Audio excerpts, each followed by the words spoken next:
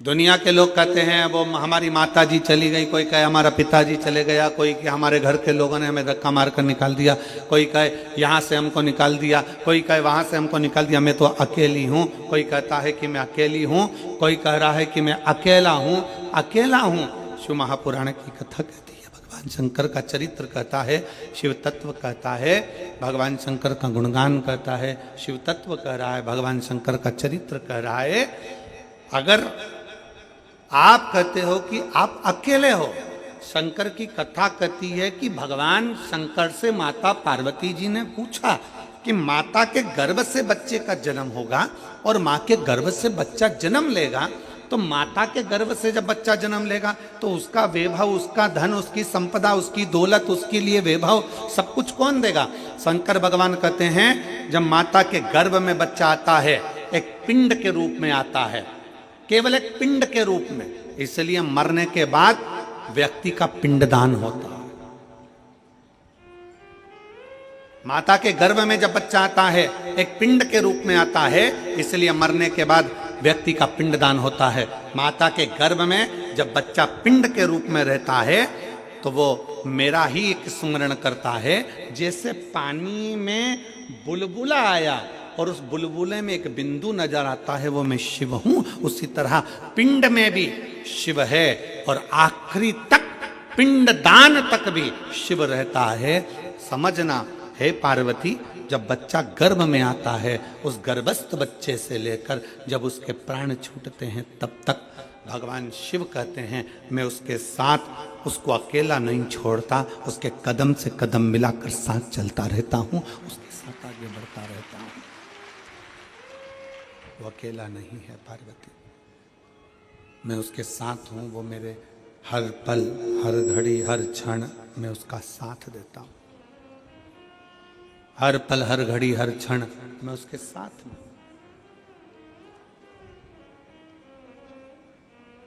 लोग अपनी किस्मत का रोना रोते हैं। हे भगवान, तूने मेरी किस्मत कैसी बनाई। दुकान नहीं चले तो लोग कहने लगे हे भगवान, तूने मेरी किस्मत कैसी बनाई। फैक्ट्री नहीं चले तो कहे हे भगवान, तूने मेरी किस्मत कैसी बनाई। कई लोग ऐसे हैं जो दिन रात बैठकर किस्मत का रोना रोते रहते हैं, किस्मत बेकार, किस्मत बेकार, किस्मत बेकार। शिव महापुराण की कथा कहती है, भगवान शंकर का चरित्र कहता है, शिव महापुराण की कथा कहती है कि भगवान को धन्यवाद दो, किस्मत को मत रोइए। भगवान को धन्यवाद दीजिए कि तेरी बड़ी करुणा हुई जो तूने मुझे मनुष्य बनाकर पैदा कर दिया, इंसान का शरीर दे दिया। किस्मत वाला हूं, किस्मत वाला हूं। तूने मुझे मनुष्य बनाकर पैदा करा, किस्मत वाला हूं। तुझे मुझे मानव का शरीर दिया, किस्मत वाला हूं।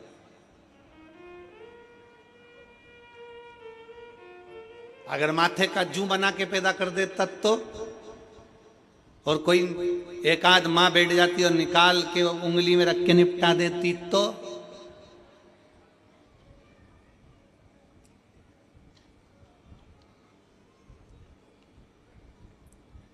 वो धान में पड़ जाए, चावल में घुन पड़ जाता है, घुन घुन बना देता तो, चींटी, इल्ली, कीट, पतंगा कुछ बनाकर पैदा कर देता तो। धन्यवाद दोस्त देवादिदेव महादेव को, किस्मत को कभी मत कोसो, भगवान को धन्यवाद दो कि तूने मुझे पूरा शरीर दिया, मुझे मानव की देह दी, मानव का शरीर दिया। ये तुझे साधुवाद है। जिसके पांव काम नहीं करते उससे पूछो कि उसके चरण की कीमत क्या है। जिसका हाथ काम नहीं करता उससे पूछो कि हाथ की कीमत क्या है। जो देख नहीं सकता उससे पूछो कि नेत्र की कीमत क्या है। जिसकी वाणी नहीं है उससे पूछो कि जिह्वा की कीमत क्या है। जो सुन नहीं सकता उससे पूछो कि तुम्हारे कान की कीमत, श्रवण शक्ति की कीमत क्या है, उससे पूछो। जिसका शरीर बेकार है, जिसका शरीर बेकार है उससे पूछो कि शरीर की कीमत क्या है। शरीर की कीमत है क्या, उससे पूछा जाए।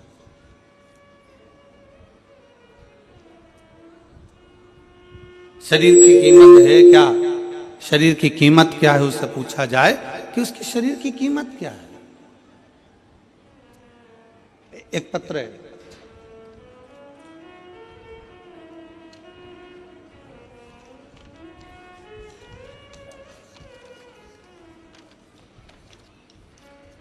उसमें डॉक्टर की पूरी रिपोर्टें लगाई हैं उस पत्र के अंतर्गत।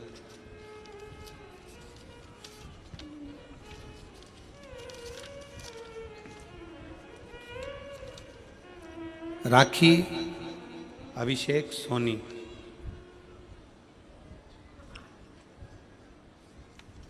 राखी अभिषेक सोनी राजनांदगांव छत्तीसगढ़ के रहनिवासी हैं। कहीं बैठे हों, रिटर्न आके सुनिए। राखी अभिषेक सोनी राजनांदगांव, कहीं बैठे हों, आप ही हैं? बच्चा आया है साथ में, आ जाओ, लेकर आ जाइए। राजनांदगांव मोबाइल नंबर मेरा ये है। पत्र को आप लोग एलईडी पर पढ़ सकते हैं। राखी सोनी पति अभिषेक सोनी राजनांदगांव निवासी, मेरी शादी 14 जून 2020 में हुई थी। शादी के कुछ महीने बाद मेरे पेट में दर्द होने लगा। डॉक्टर को दिखाया तो पता चला कि मेरी बच्चादानी के अंदर दोनों अंडाशय में गठाने हो गई हैं, जिसके कारण मैं मां नहीं बन सकती। मैंने 10 महीने तक इलाज करवाया, दवाई भी खाई, पर गठान का साइज और बढ़ गया। पत्र को आप लोग एलईडी पर पढ़ सकते हैं, आस्था चैनल पर पढ़ सकते हैं। गठान का साइज और बढ़ गया। डॉक्टरों ने कहा कि रायपुर के बड़े हॉस्पिटल में दिखाओ। मैंने रायपुर के पहलजानी हॉस्पिटल में जांच कराई, तब पता चला कि गठान और बढ़ गई है और डॉक्टर ने कहा कि आपके अंडाशय में गठान बनने के कारण संतान नहीं होगी, आपको बच्चादानी निकालवाना पड़ेगी, तभी इसी समस्या से छुटकारा मिल पाएगा। मैं बहुत डर गई पर मैंने हिम्मत नहीं हारी और मैं 2022 से आपकी कथा सुनते आ रही हूँ। आपने जो भी उपाय बताया वो उपाय किया। रुद्राक्ष का जल भोलेनाथ को समर्पित करा और पिया। आंकड़े की जड़ का प्रयोग किया, पशुपतिनाथ का व्रत किया। उसके पश्चात सियोर गई, कुबेरेश्वर धाम जाकर वहां से बाबा से विनती करी, मेरी झोरी भर दो। कुबेर भंडारी, सीहोर से आने के 1 महीने के अंदर ही मैं गर्भवती हो गई और सब कुछ अच्छा चल रहा था, पर 5 महीने की सोनोग्राफी में पता चला कि मेरे गर्भाशय में जो बच्चा है वो ठीक नहीं है। मैंने भोलेनाथ पर पूर्ण विश्वास करा, सब कुछ बाबा पर छोड़ दिया, बेलपत्र का प्रयोग किया और आखिरी में बाबा की ऐसी कृपा हुई कि 29/11/2023 को मेरे यहाँ स्वस्थ संतान का जन्म हुआ। मैं बाबा को यहाँ प्रणाम करने के लिए आई हूँ। गुरुदेव, अब पेट में गांठ भी नहीं और बाबा की कृपा से मुझे संतान भी हो गई। ये मेरी बेटी का फोटो है और उसकी सारी रिपोर्ट, जो गठान थी, वो जो गांठें बताई गई थी उसकी रिपोर्ट, और जो बच्चा बेकार हुआ था गर्भ में उसकी रिपोर्ट सब लगा रही हूँ। और आज मेरा बच्चा स्वस्थ है। मैं बाबा को यहाँ प्रणाम करने के लिए आई हूँ।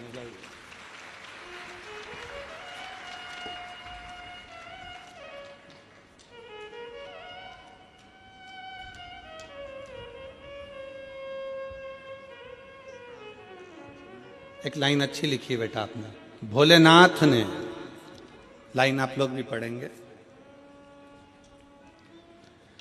कोई जल्दी बनता है, कोई लेट बनता है, पर शिव को जल चढ़ाने वाला एक दिन सेठ जरूर बनता है।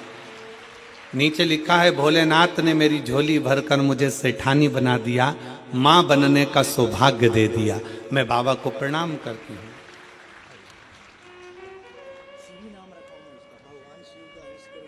शिवी, शंकर जी के नाम पर ही बच्ची का नाम शिवी रखा गया है। एक बार जोरदार ताली बजाएं। साधु का शंभो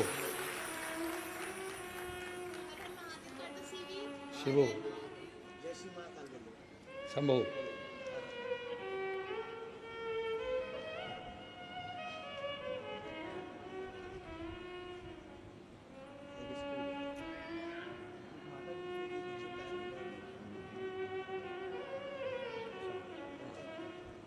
बधाई आपको बहुत बहुत शिव कृपा जय शिवाय।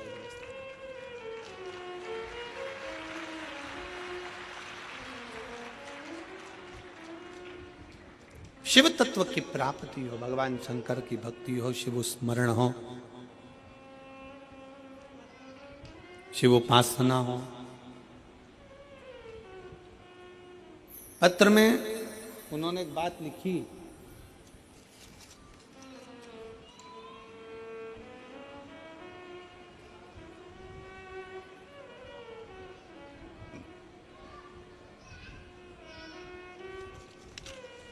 पत्र में एक लाइन लिखी कि मैं बाबा को धन्यवाद देती हूं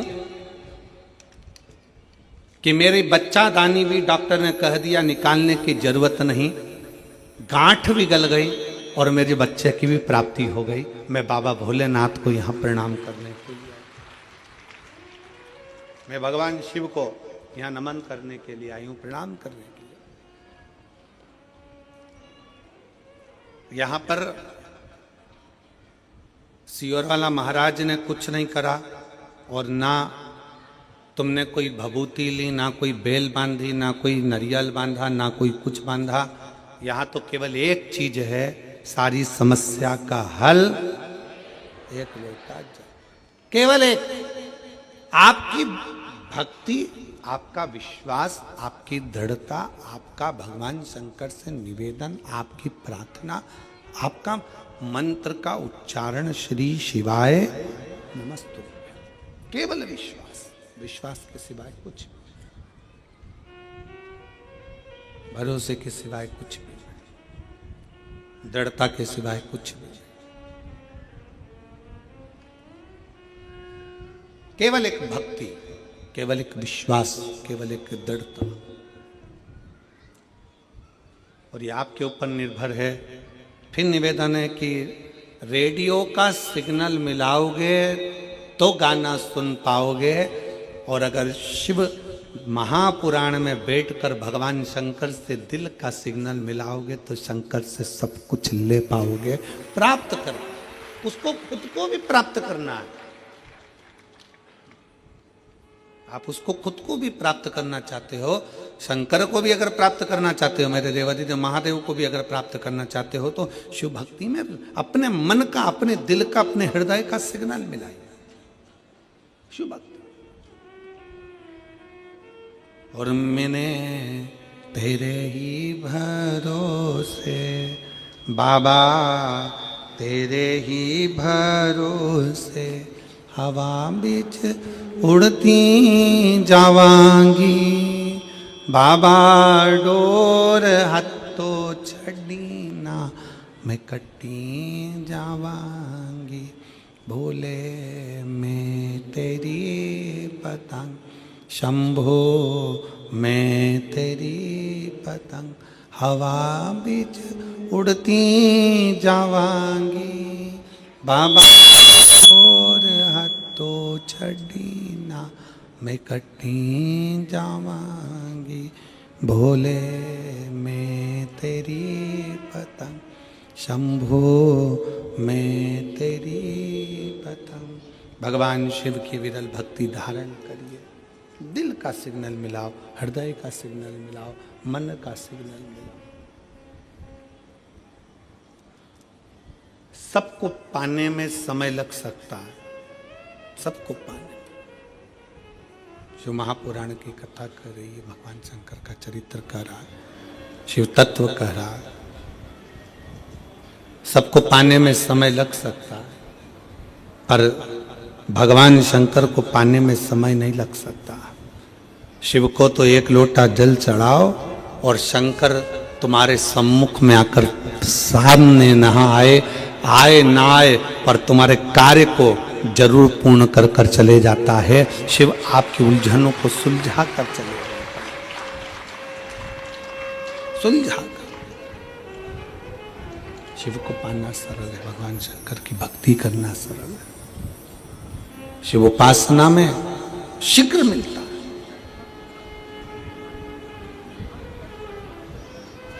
आपके ऊपर निर्भर करता है कि आप कितना अपने को कीमत वाला बना सकते हो। एक बेटे ने अपने बाप से पूछा, अपने पिताजी से पूछा, पिताजी मुझे कुछ पूछना है आपसे।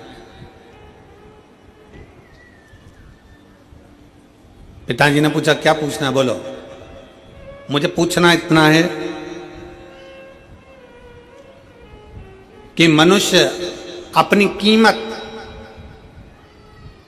कैसे आंक सकता है?